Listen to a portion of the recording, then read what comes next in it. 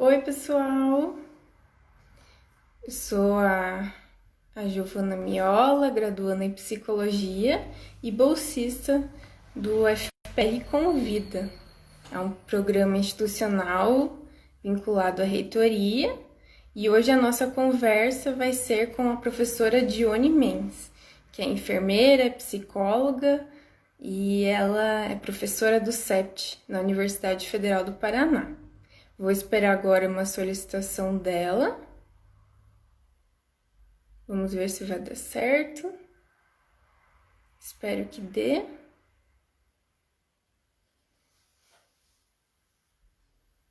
Estamos ao vivo aqui. Ó, agora a Dione fez uma solicitação. Vamos ver se vai dar certo. Estamos te aguardando, Dione. Como eu estava falando, né, a Dione é coordenadora do projeto de extensão Luto e Prevenção do Suicídio na Universidade Federal do Paraná.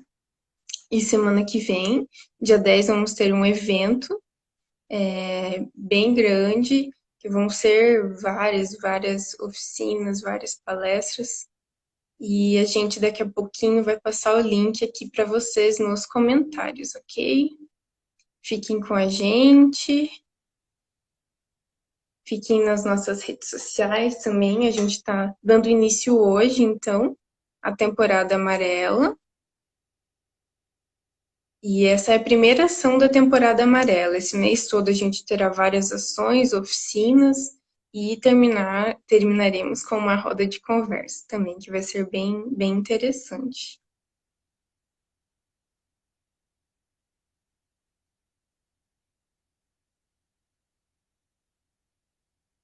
Enviei agora uma solicitação para a Dione. Eu já tinha aceitado a dela, mas não deu certo. Agora eu enviei uma solicitação, Dione, para você. Estou aguardando você aceitar a solicitação.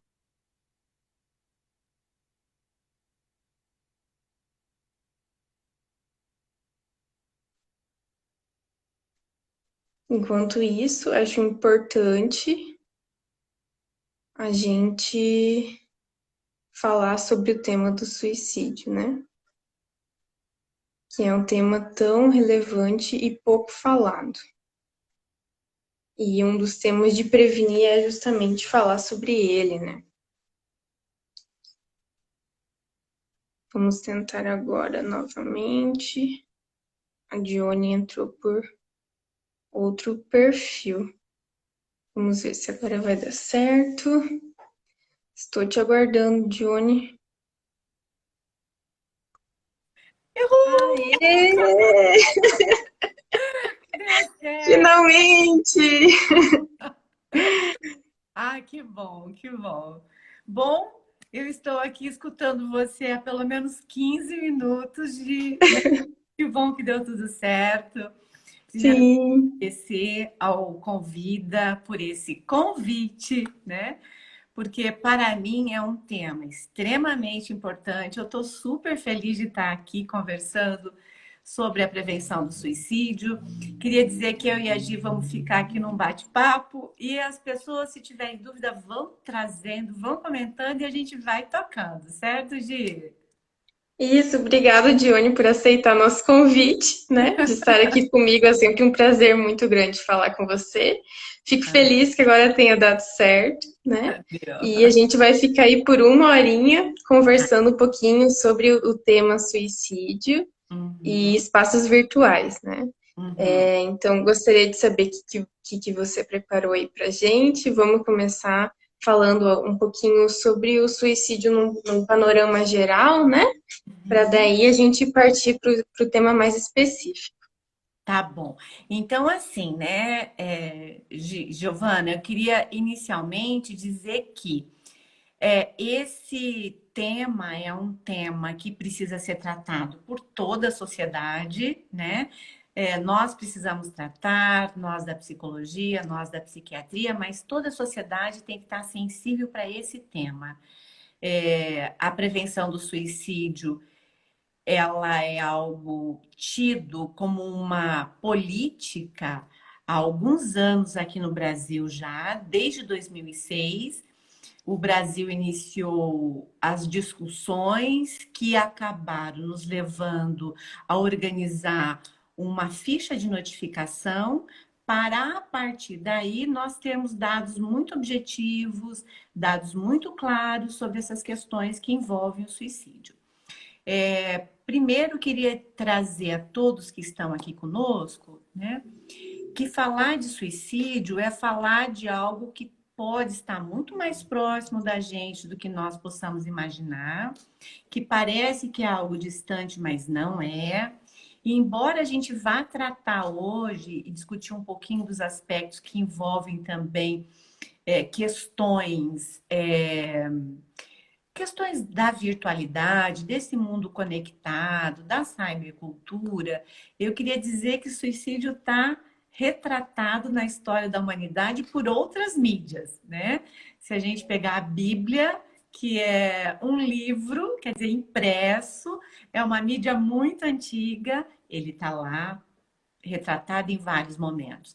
Se a gente passar pela literatura, a gente vai encontrar em Shakespeare, Romeu e Julieta, né? E a gente vai encontrar nas obras de Albert Camus, por exemplo, né?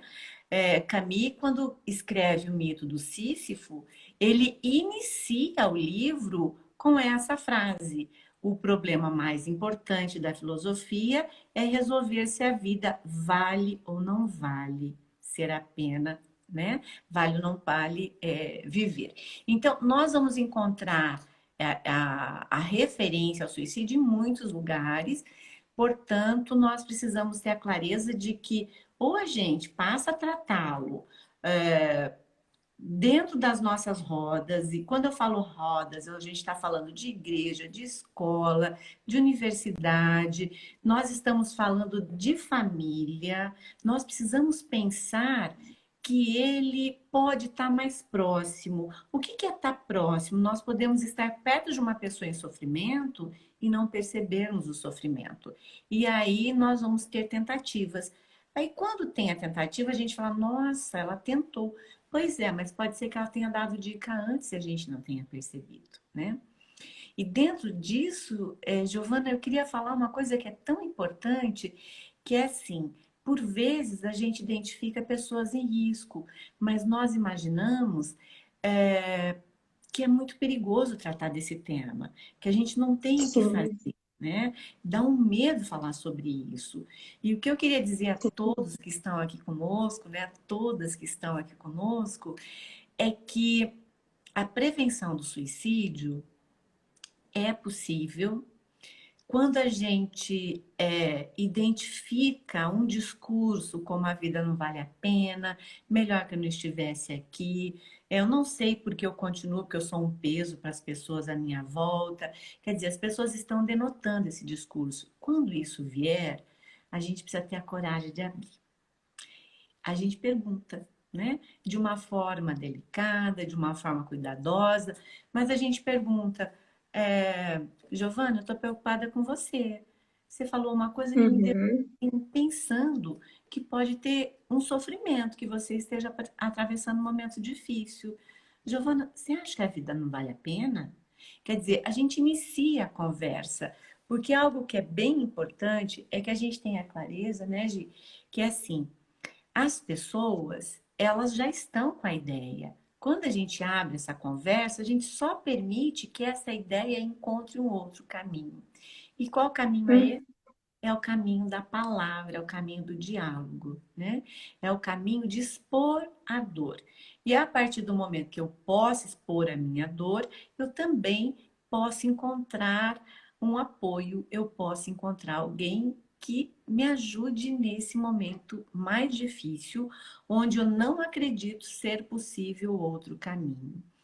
E aí, né, É Giovana? importante você falar isso, né, Johnny? Desculpa te interromper, mas é que muitas pessoas, né, a maioria das pessoas acham que ao tocar no tema, ao falar com a pessoa sobre aquilo, esteja induzindo, né? Quando na Isso. verdade você acaba de dizer que não, que a ideia já está ali, né? Uhum. Que não tem como induzir ou fazer com que a pessoa tenha essa ideia porque ela já está ali, né? Então, a importância do uso da palavra para veicular isso, né? Veicular as emoções e a forma como perguntar também, a forma como chegar nessa pessoa, eu acho que é bem importante, né? Se você puder falar disso, mas dessa disponibilidade para ouvir, né? Uhum. Ouvir integralmente, estar ali inteira, disponível para a pessoa, sem ficar olhando o relógio, mexendo no celular, ou, né, com outras coisas que tirem o foco da atenção na pessoa em si. Isso. E aí, né, Giovana, eu acho que a gente entra em mais uma coisa bem importante de falar, que é... Giovana, tá muito escuro aí? Tá um Tá dando pouquinho escuro. só Se você melhor. puder acender mais alguma luz, fica melhor. Vamos ver se a gente vai acendendo luzes aqui. Melhorou? Melhorou. Aqui Isso, tá tão, melhor. tá tão clarinho, eu tô assim, mais na penumbra, né? Agora acho que a gente vai colocar outra lâmpada. Então, assim, Giovana, muito importante isso, que a gente, quando se dispõe a escutar o outro, a gente tem que se dispor a escutar. Isso significa que nós vamos ficar ao lado, que nós vamos esperar ele falar, que nós não precisamos falar, mas que ele precisa ser escutado e escutado com muito cuidado e também mantendo protegido. Nós não podemos expor essa pessoa, né? Às vezes nós conseguimos tirar dela esse segredo, que é um segredo que ela guarda, que ela está muito escondidinho dentro dela, mas que ela não abre para ninguém. No momento que a gente consegue que ela traga esse segredo, nós também precisamos acolher de uma forma delicada e sem expô-la, sem trazer preconceito, sem trazer constrangimento, porque ela abriu o seu sentimento, né? Então, diria que essa é algo assim muito importante para a gente, porque pode ser o grande diferencial entre abrir a conversa, manifestar a sua dor e, portanto, a gente ter formas de encaminhá-la, de escutá-la, de pensar saídas, porque algo fundamental para a gente entender é que as pessoas que pensam em suicídio, elas não desejam morrer, elas só desejam sair da dor. E aí, esse é o nosso desafio, né? Encontrar uma forma, outros jeitos de lidar com a dor que não seja com a morte. Tá? Um grande desafio para a gente. Portanto, Sim, com certeza. Eu como. acho legal, quero trazer aqui uma frase que você sempre fala, né? Que Uhum. nós temos duas orelhas e uma só boca. Então, como a natureza também é sábia e nos fez assim, né? Que a gente precisa muito mais acolher, ouvir, do que falar, porque o outro sabe muito mais sobre a vida dele do que a gente, das dores dele do que a gente, né? E nós não passamos pelas mesmas coisas da mesma forma. Então, muito importante isso que você está trazendo agora. Giovana, e dentro disso, né, que a gente já nasceu prontinho, com as duas orelhas, uma boquinha só, já sabemos, já entendemos a dica, né, que a natureza nos deu. Todas as vezes que a gente trabalhar com isso, a gente precisa cuidar para não usar a nossa métrica, né? O que é para mim dor, o que é para mim difícil, o que seria um problema para mim é para mim, não é para o outro. E a gente nunca pode desqualificar a dor do outro. Infelizmente, algumas pessoas se sentem assim, tão ansiosas quando estão frente a alguém no risco de suicídio, que elas desembestam a falar, né? Como falariam lá em Porã, desembestou a falar, né? E não é para falar, é para escutar, é para ficar do lado. Às vezes só a nossa presença faz toda a diferença. Se eu tenho uma pessoa do meu grupo social e que eu percebo que ela está em sofrimento, ok, fica perto, né? Diga, olha, eu posso ir para a gente assistir um filme junto. Se você precisar de ajuda para o mercado, eu posso ir com você. Será que a gente pode se encontrar para tomar um café? Eu fiz um bolo, eu posso comer com você? Quer dizer, são Sim, formas que a gente se aproxima, a gente não precisa assim, fala o que você está sentindo. Não precisa. esteja do lado, se coloque à disposição, né? Seja delicado, acolha o sofrimento do outro, não use métrica. Não faça discurso religioso, não faça discurso moral, né? Até retomando a importância disso, todas as vezes que nós lidamos com essas pessoas, elas estão permeadas de três sentimentos: da dor, né? Da vergonha, da raiva, especialmente sobreviventes, mas mesmo as pessoas em situação de risco para suicídio. E quando a gente estiver com essas pessoas e a gente começar com discursos que às vezes a gente acha até adequado, serviria para mim, serviria para você, mas não serve para o outro, né? Então, às vezes esses discursos trazem para ela ainda um sentimento de maior culpa, porque começam, né? Você tem tudo, olha só as coisas que você tem. Ela já está acabada. E quando esses discursos vêm, instauro nela ainda uma culpa maior. Nossa, como é que as pessoas têm tanta dificuldade, têm fome na África, as pessoas estão passando mal, coisa e tal, perderam emprego, e eu estou aqui pensando nisso. Eu sou pior da pessoa do mundo mesmo. Então, não ajuda em nada, né? Naquele momento, às vezes que eu estou revoltada com a vida, com a minha família, com a espiritualidade, vir-me religioso nem sempre me acolhe. Muitas vezes nós estaremos trabalhando com pessoas que não são religiosas. Então a gente precisa cuidar, porque a gente pode instalar uma culpa.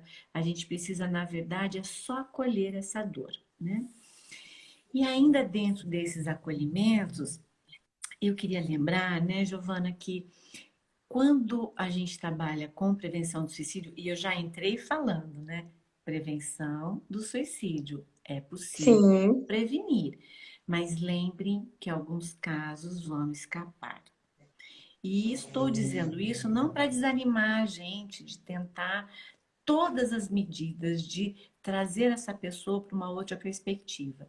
Eu só estou dizendo isso porque às vezes os profissionais ficam desanimados, porque pode acontecer eventualmente uma situação e a gente não consegue segurar essa pessoa. E os profissionais Uhum. dizem, não, tá? Então, assim, a gente sabe que tem situações em que a pessoa tem uma família bem organizada, acolhedora, ela tem um impacto religioso no sentido de uma rede, ela confessa uma fé, né? Ela tem esse apoio, ela tem um tratamento, às vezes até medicamentoso, ela está no psiquiatra, ela está em psicoterapia e ela escapa, tá? Então, nesse sentido, queria só reafirmar para as pessoas que estão conosco, né, que não desanimem caso vocês tenham vivido algo assim, uma situação de uma pessoa com a qual vocês trabalham e que tentou o suicídio, né? Não desanimem, né? Isso são situações que eventualmente acontecem, mas o suicídio é prevenível, mas não é previsível. E isso é algo Uhum. muito importante, porque eventualmente nós escutaremos pessoas dizendo a vida não vale a pena, com tentativas anteriores, e as pessoas desqualificam isso, dizendo, ah, ela já tentou outras vezes, né? Isso É para aí chamar atenção. é para chamar atenção. Uhum. Então, eu queria dizer assim, todas as vezes que nós identificamos isso, a gente trata como se pudesse acontecer. Porque nós não sabemos daqueles que falam, os que de fato consumarão. Mas nós sabemos que grande parte das pessoas que consumam falaram. Portanto, nós precisamos Uhum. estar muitas vezes, né? Uhum. Tá chegando alguns comentários aqui, professora. Pode falar. Tem uma pessoa aqui, a Karina, que foi sua aluna 23 anos atrás. Nunca me esqueci Ai, do, que legal. do meu primeiro estudo de caso relacionado à saúde mental, ela está dizendo. É a Karina Felizbino. E temos Aham. aqui uma pergunta da Kátia Carreira, que é Tá, nossa psicóloga parceira. tá. Ela está pedindo se a gente pode falar um pouquinho dos limites da escuta. Tá. Nem todos estão prontos para o que pode vir, o que se pensa sobre isso. Ai, bem legal, Kátia. Eu queria falar duas coisas bem importantes. Karina, que legal que você está aqui, né? A gente, quando tem muito tempo de professor, é assim, a gente já vai encontrando alunos, né? Que estão em muitos lugares, às vezes alunos que são professores também. Que legal. Então, com relação aos limites, eu queria trazer duas questões. A primeira é que, embora a gente vá tratar isso com muito cuidado, com muita delicadeza, com muita escuta e sem criar constrangimento, sem deixar essa pessoa exposta, nós precisamos deixar claro que há limites no nosso, primeiro, no nosso sigilo, né? Porque, vejam, tudo que nós trabalhamos no campo da saúde está guardado sob sigilos. Mas nós precisamos trabalhar com essa pessoa que nem sempre nós estaremos no sábado, no domingo, que nós não estaremos do lado dela às vezes à noite. Vejam, nós não estamos com ela a todo momento.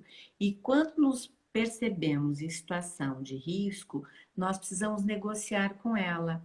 Giovana, essa é uma situação que você me traz que me deixa preocupada.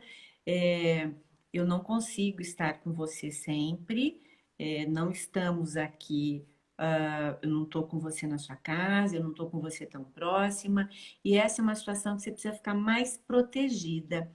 Quem você conhece, com quem você se sente bem, que você se sente acolhida, para a gente partilhar esse momento difícil que você está vivendo. Pronto. Em Uhum. alguma medida, nós abrimos mais um canal de escuta, mais uma rede de proteção, e nós dizemos para ela: olha, você não está só.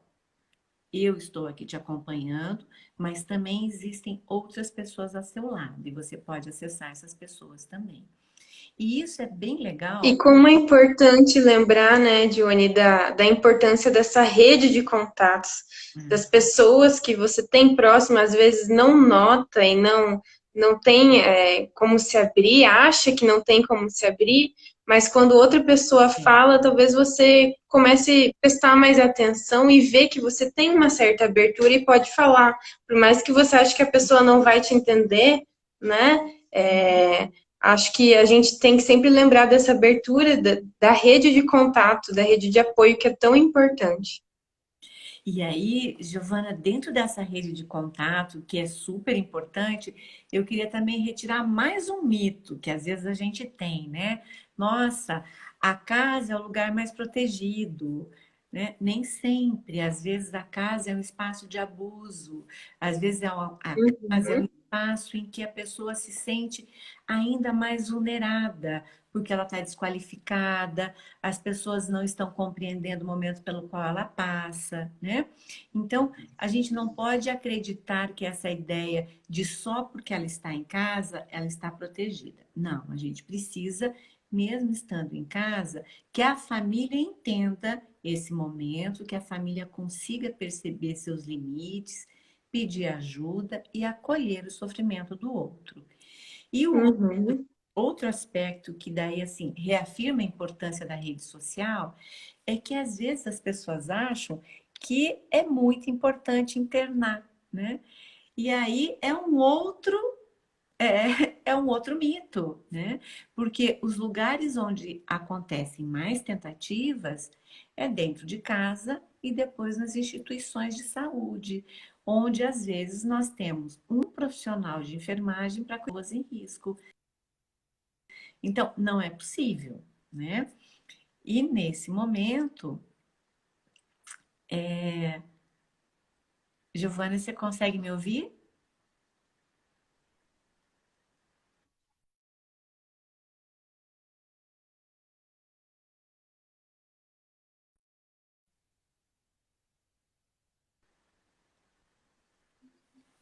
Giovana? Eu tô oi, travando para Dione. você? Tá, Eu eu tô não travando para você? consegui ouvir a sua última fala toda, ficou travando aqui para mim. Ah. E aí, dentro disso, nem sempre a instituição de saúde é uma instituição de cuidado, de acolhimento.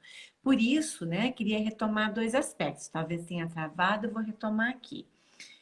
Primeiro, a casa nem sempre é um espaço protegido. E aí nós vamos entrar nas questões que envolvem a virtualidade. E o outro aspecto é que as saídas rápidas, né, que eu vou chamar, essas saídas emergenciais de vamos internar, também não são seguras, não são uma garantia de que tudo está sob controle. Às vezes, nesse espaço do internamento, ela estará ainda menos protegida, porque nem sempre haverá uma equipe em número suficiente para acolher, escutar e atentar à sua dor, né? E aí, né, Giovana, eu queria entrar num aspecto bem legal, né, que envolve esse mundo virtual, né? Bom, queria retomar um teórico vinculado à cybercultura, que é o Castel, e ele diz o seguinte, né, Manuel Castel, que nós hoje vivemos na perspectiva digital, né, desse mundo digital, com o que já foi a eletricidade. A gente não vive sem eletricidade. E agora nós também não vivemos sem esse mundo digital, sem as conexões. E nesse momento nós temos outras relações, as nossas relações estão reconfiguradas. Veja, nós estamos aqui no meio da pandemia, sem poder nos abraçar, sem poder nos ver, mas estamos em contato social. Nós não estamos em isolamento, nós estamos em contato, embora o contato esteja mediado pela tela. Então, esse mundo virtual, ele nos rodeia, né? Nós não ficaremos fora dele. E nós temos uma profecia do Bill Gates, né? Há muitos anos atrás, que ele dizia assim: não haverá vida fora da internet. E a gente tem que dizer que o Bill Gates profetizou algo que é isso, né? O tempo todo nós estamos vinculados com a internet, nós estamos aqui, nós estamos mediados por tecnologia. E nós temos uma geração, que é uma geração bastante jovem, a geração que nasceu depois dos anos 90, né? Especialmente a geração que nasceu já nos anos 2000, e que é uma geração que a tecnologia é intuitiva para eles. Eu me bati aqui, não sei o que aconteceu, troquei de telefone, troquei de Instagram, e o que eu gritei? Flávia, vem me ajudar, né? Pedi para minha filha vir aqui e me salvar, né? Então, é uma geração que lida com tecnologia com muita é intuitivo, né? As crianças têm 3 anos e elas passam os dedinhos, elas sabem exatamente como brincar, como Sim, jogar, elas não estão lendo nada, nenhum tutorial, nenhuma escrita, e elas acertam todas. Então, isso significa também que nós temos uma geração que às vezes fica muito tempo no quarto. E às vezes fica num ambiente em que a gente não tem acesso ao que eles fazem. E aí queria trazer algumas preocupações que a gente tem, né? Então, esse mundo virtual, que é um mundo que nós não viveremos sem ele, nós não viveremos sem esse negócio, né? Isso faz parte da nossa vida.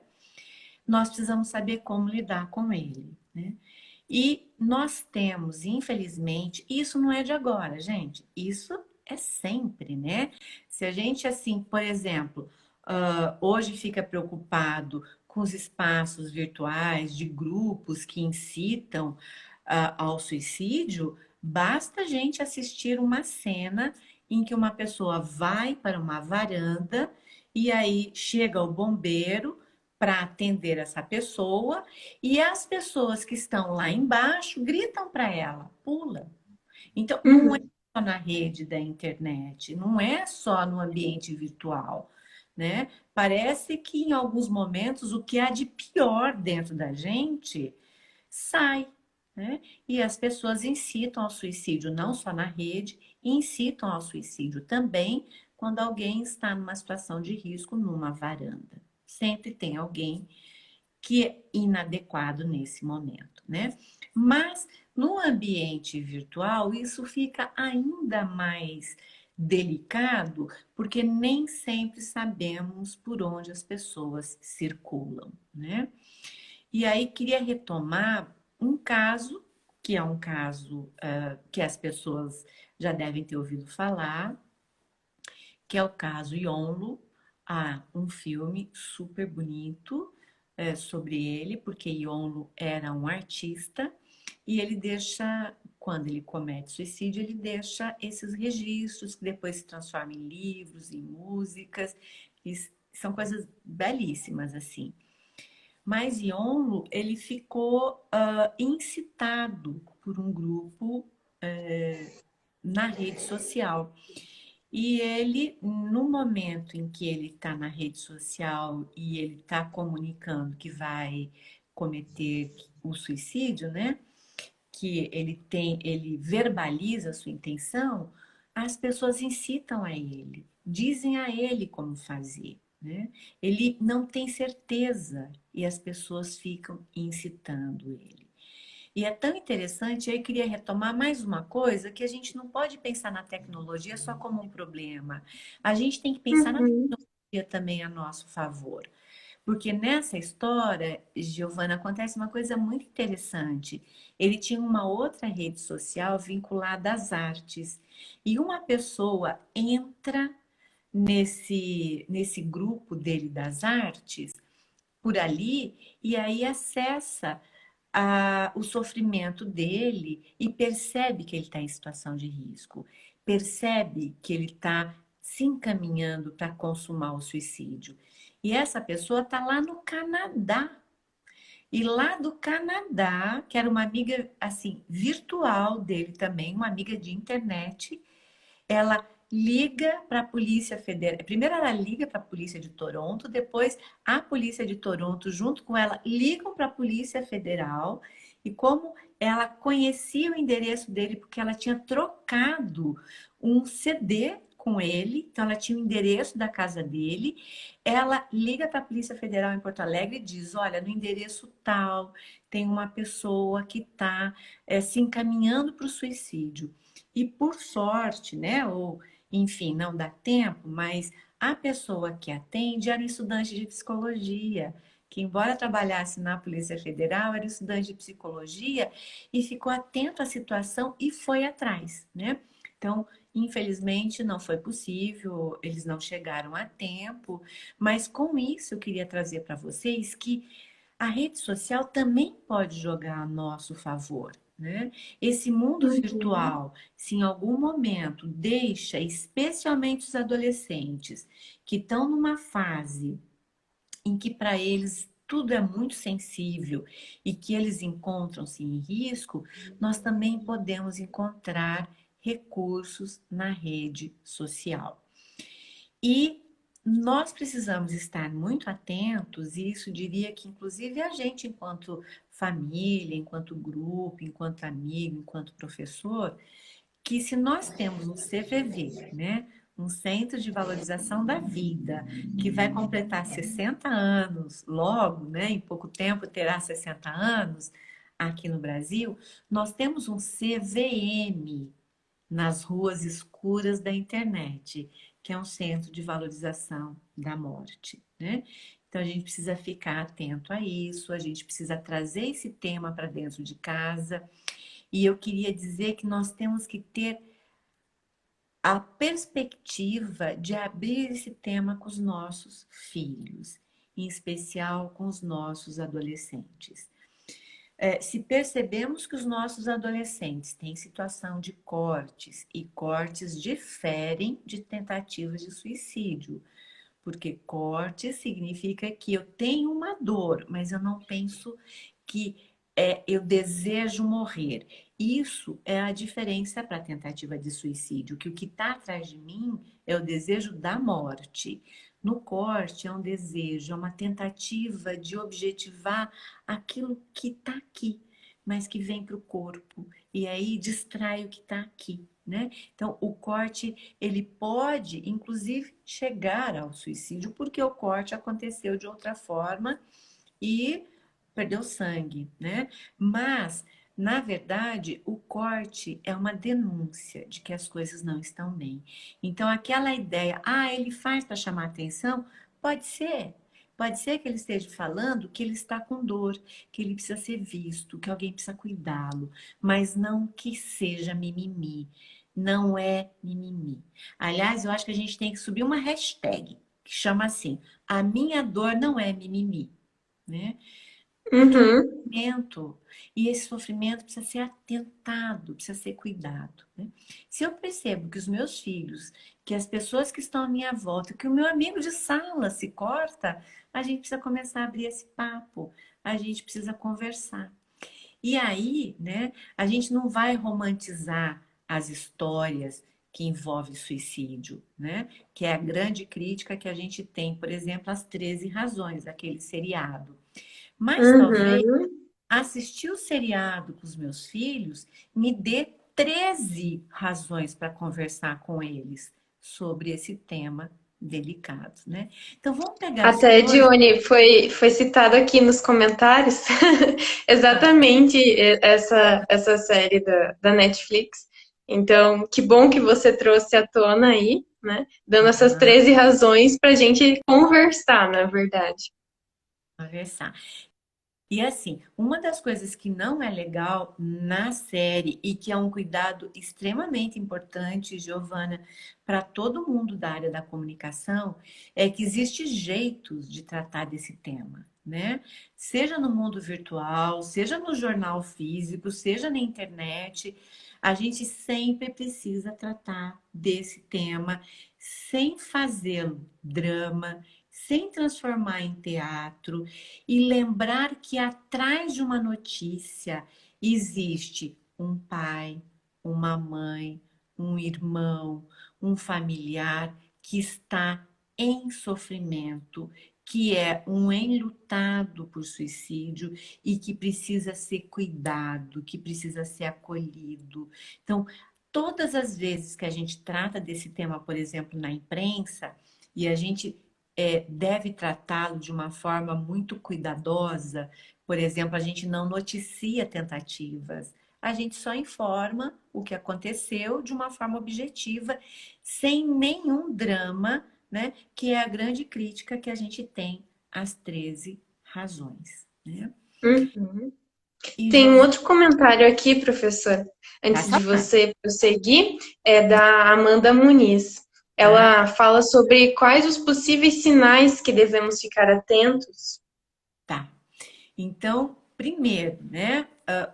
Um sinal que a gente precisa ficar atento a essas frases que acabei de falar, né? São frases Uhum. como a vida não vale a pena, eu sou um peso, eu sou um perdedor, é mais fácil para minha família viver sem a minha presença, não há nenhum sentido eu estar aqui, né? Isso são frases. Outro aspecto que a gente tem que observar dentro do que a Amanda traz é que nós possamos perceber, por exemplo, se lidamos com pessoas que estão vivendo com depressão, com desesperança, com desespero, com desamparo. Então, eu queria lembrar esses 4D, ok? Esses 4D são importantíssimos e eu vou acrescentar mais alguns: desemprego, dependência, né? Ou seja, uso de substâncias, porque alguns usos de substâncias, por exemplo, o álcool, que é a substância que mais se usa e que é lícita, né? Ele diminui a minha crítica e aí eu me sinto impulsionado para o ato. Então, eu preciso observar se, além daquele discurso, eu identifico sentimentos de desamparo, desespero, desesperança, depressão, dependência química, né? Desemprego, são todas essas questões que me dizem, puxa, a situação de fato parece estar se encaminhando para um maior risco. E aí eu preciso observar o jeitão dessa pessoa. Giovana. Uhum. E o jeitão é assim: ela é impulsiva, ela é ambivalente ou ela é inflexível? Porque se ela for impulsiva, eu preciso acalmar. O impulsivo, depois que ele tenta, ele pode pensar: puxa, tinha outra saída, mas nem sempre vai dar tempo. Se eu Uhum. tô com ambivalente, esse é o melhor caso. É aquele que irrita a gente, porque fala e não fala, né? Ah, eu penso, mas eu não penso, eu quero e eu não quero. Esse é o melhor, porque ele nos dá tempo, né? E por último, é o inflexível, é aquele que acha que o mundo é certo e errado, que não percebe as cores do arco-íris, né? As tantas possibilidades. Então, essa pessoa, a gente precisa trazer para ela a percepção de que ela pode encontrar outras saídas, né? Trazer outras coisas para essa inflexibilidade. E algo muito importante disso, da abordagem, né, que a Amanda trouxe, é que a gente possa ajudar essa pessoa a identificar suas fortalezas. Quer dizer, Uhum. como é que ela lidou com essa situação em outro momento? Como é que ela conseguiu sair de roubadas, né? Como é que ela conseguiu encontrar força em momento que ela já teve dor? Quer dizer, nós temos que identificar resiliências nela. E aí, na medida que ela se percebe fortalecida, ela pode encontrar outras saídas para essa dor insuportável que só encontra saída na morte, né? Uhum. Muito legal você trazer isso, né? Valorizar o que a pessoa passou até aqui, como ela agiu, ela tem a bagagem dela e ela pode agir dessa forma, né? Ver que ela já foi forte, né? Essas Uhum. fortalezas em outras situações e que ela pode usar isso novamente, né? Muito Uhum. bacana. Professora, a gente tem outra perguntinha aqui da Kátia, Quanto Kátia tempo a gente Carreira. tem? Quais Ah, os limites tá, dessa abordagem nos espaços virtuais para a escuta? tá, Por não estarmos presentes, tá. às vezes não conversamos por chamada. Então, como é que se daria isso nesses espaços virtuais? Ah, bem legal. Então, assim, primeiro, né? Daí já vou fazer aqui uma propaganda, né, Giovana? No nosso projeto, que é o projeto Luto e Prevenção do Suicídio, que eu e a professora Virgínia coordenamos aqui na universidade, em que, inclusive, no dia 10 a gente vai estar fazendo o nosso seminário de prevenção do suicídio. Nós temos alguns canais de comunicação.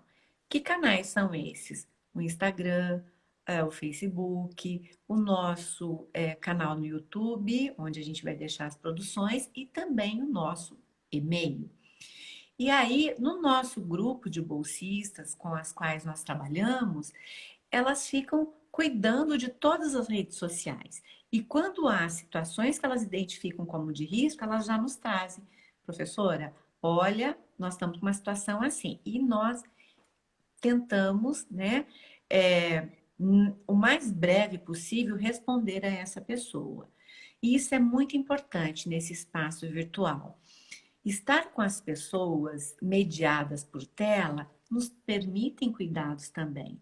E aí, Giovana, é, é um grande aprendizado para a gente, né? Para nós da psicologia, por exemplo, que trabalhamos com grupos, que trabalhamos com terapia individual, ou que trabalhamos com outras formas de acolher, basta a gente ver as terapias comunitárias ou até as outras, as integrativas, nós temos um monte de estratégia, mas nós nos acostumamos a estar com o físico, a ver, né? Mas nós podemos fazer também isso na perspectiva que seja virtual, mas é preciso que esse virtual seja cuidadoso. E o que é cuidadoso? A gente vai dizer para a pessoa: olha, qual é o melhor horário para você?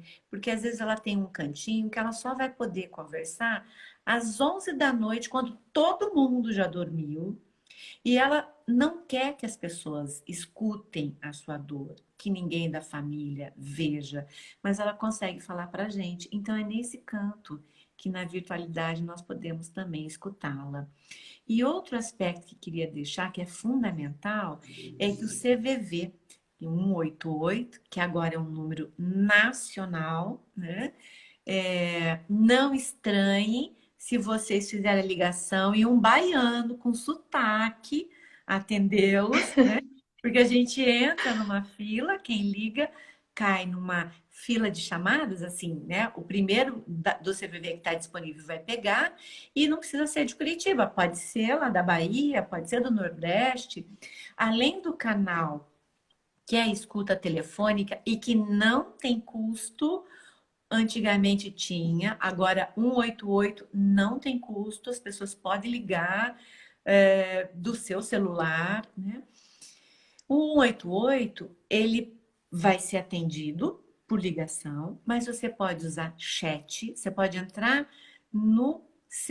cvv.org.br e ele vai conversar por você por chat, ele vai, inclusive, poder conversar com você por e-mail, também está disponível. E uma coisa bem legal ainda desse mundo virtual, que eu queria dizer que a gente tem que pensar que a tecnologia também está a nosso favor, Giovana, é que existe um acordo do Facebook com CVV, enfim, né, com SaferNet, que eu já vou deixar algumas dicas. E eles têm um trabalho conjunto que, a partir de alguns anos atrás, a partir de 2018, todas as vezes que começam a ser postadas coisas do tipo: estou pensando em matar, a vida não vale a pena, alguém tem dicas para mim, alguém conhece grupos, né, que as pessoas colocam isso no Face ou nas redes sociais. Uhum. O Facebook identifica isso, ele tem um acordo, inclusive com o CVV, e daí, assim, a partir dessas lógicas, né, dos algoritmos, eles já começam a mandar para o seu Facebook. 188, CVV, funciona de manhã, de tarde, de noite. Chat, quer dizer, não vão intrometer-se, mas eles vão, a partir da identificação dessas palavras de risco, oferecer algumas ajudas, né? Igualzinho a gente Uhum. quando entra para fazer a pesquisa de um hotel ou de uma viagem. Depois disso, você vai receber um monte de coisas, de valores de passagem sem que você tenha pedido, né? Nessa lógica. Sim, sim. Giovana, a gente tem quantos minutos que eu queria falar um pouquinho sobre pegada digital? Quando Isso, agora a gente está indo para os últimos 10 minutinhos, né? a É, gente conta. rapidinho, queria trazer aqui o comentário do Vitor, né? Ele tem essa página Arroz, Feijão e Psicologia. O Ah, Vitor, ele inclusive foi eleito cidadão digital aqui do Paraná pela SaferNet, né? não. Do que você estava falando agora. Ah, E ele, enfim, formou na UFPR ano passado em psicologia também, era da tá. nossa turma. E ele Uhum. traz esse comentário, né? Como engenheiros.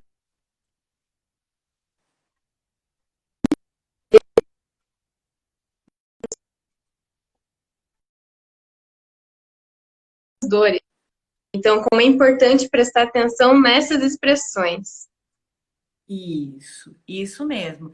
Vitor, então, assim, aproveitando, não sabia que o Vitor era cidadão eleito da SaferNet, né? Que legal. Sim. Gosto bastante da SaferNet também. Eles estiveram conosco no seminário de prevenção de suicídio de 2018, né? O Rodrigo, que é um psicólogo social, achei isso super legal, né? Então a gente está no espaço da tecnologia, mas o Rodrigo, que é um psicólogo da área social, coordena essas ações. Parece que travou, voltou, Gi? Voltou sim. Então tá. Então eu queria trazer algumas coisas e aí entrar numa perspectiva que é de alguns cuidados, né? Que cuidados são esses? Vejam, às vezes a gente tem adolescentes que entram em enrascadas que envolvem a tecnologia, como por exemplo, sextorção, né? Eu mando nudes para o meu namorado e o meu namorado, que é a melhor pessoa do mundo, nossa, tudo certo, enquanto ele é meu namorado. Depois disso, talvez as coisas não sejam na mesma medida. E isso vaza. A SaferNet, ela tem um monte de dicas sobre pegada digital. E ela, inclusive, tem um plantão chamado Helpline. Então, se alguém puder colocar depois aqui nos comentários o site da SaferNet, o canal do Helpline. Quem sabe as meninas que estão no nosso apoio, né? Porque a gente tem uma super equipe que, enquanto nós estamos aqui, elas estão aqui atrás da gente, né? Trabalhando conosco. Eles atendem todos os dias à tarde. Você pode ligar, é como se fosse um CVV, só que ele está mais preocupado com essas enrascadas digitais, assim, né? Ele acolhe muito, ele sabe, inclusive, orientar. Existe um infográfico do que você deve fazer caso você esteja exposto em rede social, por exemplo, com questões de sextorção, né? Você, pela SaferNet, pode encontrar caminhos para fazer a denúncia. E o Rodrigo, quando ele esteve aqui, isso mesmo, Vitor, é esse aí. Bem legal. E o Helpline, a Gabriela já colocou, inclusive, eu acho que é a cartilha, onde a gente pode ter essas informações. E o Rodrigo, quando esteve conosco no evento de 2018, ele falou uma coisa que para mim foi assim muito interessante. Ele disse que a gente tem uma falsa ideia de que, por exemplo, eu sou uma imigrante digital, né? Porque eu sou da época que a gente usava o telefone de pôr o dedinho ainda, né? E hoje não. Hoje o telefone todo é digital e nós achamos que quem nasceu de depois de 2000, quem nasceu depois de 2005, a gente dá até um nome para eles, né? Eles são nativos digitais. E eu sou uma imigrante digital, porque eu vim para esse mundo. E vocês já estão nesse mundo. Então a gente acha que porque vocês são nativos digitais, né? Quem nasceu depois de 2000 sabe dos riscos, não sabe. Quem nasceu depois de 2000 sabe usar tecnologia no sentido de entrar no Face, entrar no Insta, mas ele não sabe como constrói uma senha segura. Ele não sabe o que é uma pegada digital. Às vezes ele acredita que depois que ele tira aquela postagem, ninguém tem acesso. Não, companheiro. Depois você pôs a, a tua postagem, se alguém salvou, ela está no mundo. Mesmo que você tenha tirado, alguém já tem essa pegada, né? Então, Uhum. a gente precisa atentar nessa questão que envolve suicídio e virtualidade também, porque existem riscos nesses ambientes que as pessoas não atentam. E é preciso abrir essas discussões. Os nossos filhos que estão nos quartos precisam entender que nós sabemos que o quarto pode ser o espaço dele, em especial os adolescentes, que têm tantas questões para lidar, questões de gênero, de identidade sexual, inclusive de definição profissional, mas nós também precisamos dizer que ele não pode estar num ambiente inseguro sem que a gente possa conversar sobre isso. Então a gente precisa abrir essa conversa com ele. E o Rodrigo diz uma coisa que eu acho ótima da SaferNet, que quero deixar como dicas e possibilidades de saída. A gente não deixa o nosso filho sozinho num parque. A gente não vai num parquinho, né? Qualquer parquinho, de qualquer, do passeio público, do Parque São Lourenço, deixa ele no parquinho e vou embora, vira as costas. Não, eu fico olhando. Ele pode cair, tem um rio, eu não sei quem é a pessoa que pode estar chegando perto do meu filho, eu fico de olho no Uhum. meu filho. E aí nós deixamos ele num grande parque, que são as redes sociais, sem nenhum olhar, né? Então a gente precisa Uhum. também pensar um pouco sobre isso. E aí, Gi, eu sei que a gente está se encaminhando para o final, mas eu quero deixar um convite, né? Quem já foi meu aluno já sabe disso. Eu vou convidar as pessoas a fazerem uma interação com a Fabi Grossi. A Fabi Grossi é uma persona construída pelo Face, pela SaferNet. E o que eles fizeram? Eles estruturaram uma garota que tem 20 anos, que tem uma identidade digital. Ela está lá no Facebook, você pede para ser amigo dela no Facebook e ela aceita a sua amizade, ela passa a interagir com você. E ela está numa situação de risco porque ela está ansiosa, ela está impulsiva, ela está pensando que não tem saída para a vida dela, ela não quer conversar com ninguém, nem abrir para os seus pais, que os nudes dela estão vazando na internet, inclusive entrando em sites pornôs, né? E aí ela está desesperada. E você começa a conversar com ela. Ela te manda foto, ela te manda áudio, ela te manda mensagens. E se você não responder, ela pergunta: Giovana, eu já falei para você, me diga o que eu faço. Então é muito legal, porque às vezes a gente tem medo, Muito interessante. a gente tem medo de conversas delicadas e a gente pode experimentar isso com uma persona, com uma inteligência artificial, Sim. né? Eu, quando interagi com a Fábio, eu quis mudar. Eu entrei e falei só o meu nome e falei que eu tinha 17 anos. Então foi super legal. Ela falou comigo de adolescente para adolescente, né? Se a gente entra com mais idade, ela vai entrar com pouco, com recursos diferentes, porque ela é uma inteligência artificial. Ela está treinada a aprender com quem interage com ela, né? Então também queria deixar essa dica aqui para a gente Ah, experimentar, legal, Joey. né? Que A gente já está entrando aqui no último minuto, então queria agradecer muito a sua disponibilidade para estar aqui com a gente, né, por ter aceitado o nosso convite. Lembre-se, então, pessoal, de acompanhar nossas redes sociais e a nossa temporada amarela, que está muito linda, com muitas coisas do @UFPR Convida, né? E eu queria terminar aqui com uma frase que eu estava vendo esses dias do MM Isidoro, que ele fala que se todo mundo brilhar um pouquinho, a gente vira uma constelação, né?